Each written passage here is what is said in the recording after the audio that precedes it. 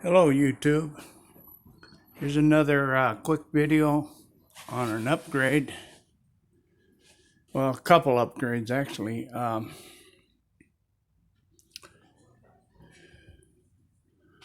had to put a new tire on the rear, and in so doing,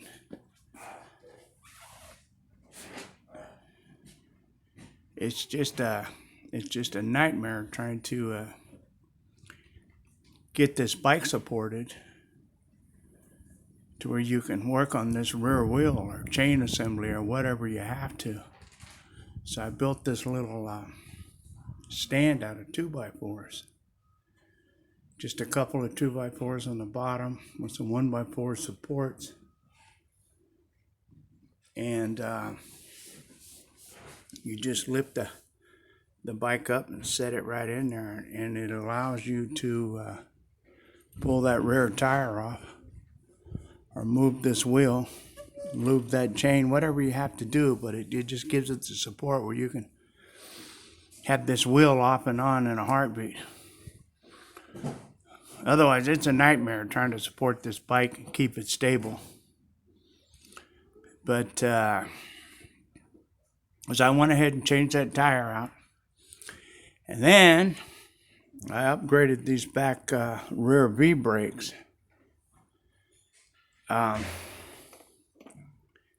These stock ones, these are the stock ones down here.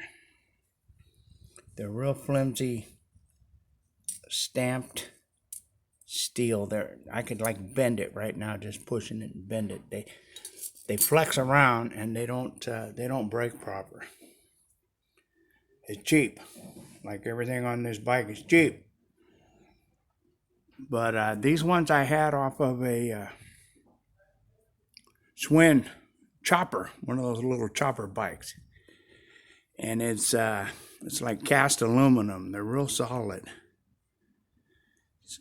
So I put them on there, and sure enough, it's the first time I ever got this back tire to skid since I've owned it. So these rear brakes are a way improvement. So with the rear brakes better and that front hydraulic disc, brakes are squared away. Another thing I did was I was having chain problems, and mostly because my original chain is cheap, like everything else. And so I upgraded, bought a better chain, and the other one was stretched out. It was kinking. It was noisy. It wasn't very good. And after 1,000 miles, that original chain, it's pretty cheap. So anyway, I upgraded to this new 415H. It's a little bit loose.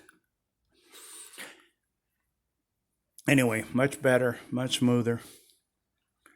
But build you one of these little stands. I think in the bicycle racing world, they call them paddock stand. And they allow you to put the bike up and do a repair on the wheel and do adjustments on the derailleur, whatever. But it's handy. It's the way to go. So that's about it on the Phatmoto. I recommend upgrading those V-brakes. I think this is 106 millimeter. They measure from this center to this center. It's 106 millimeter. I've seen them on Amazon. Pretty decent set for $10, $12, $15 with the pads or the shoes or whatever they are. And this stock stuff is just garbage. Now, if you got a 2020 model, of course, you got a disc brake on the rear, which is an improvement. Which I'm thinking about maybe putting a 230 millimeter disc and trying to fit some adapter for a caliper. I'll work on that later, though. But right now, that's about it.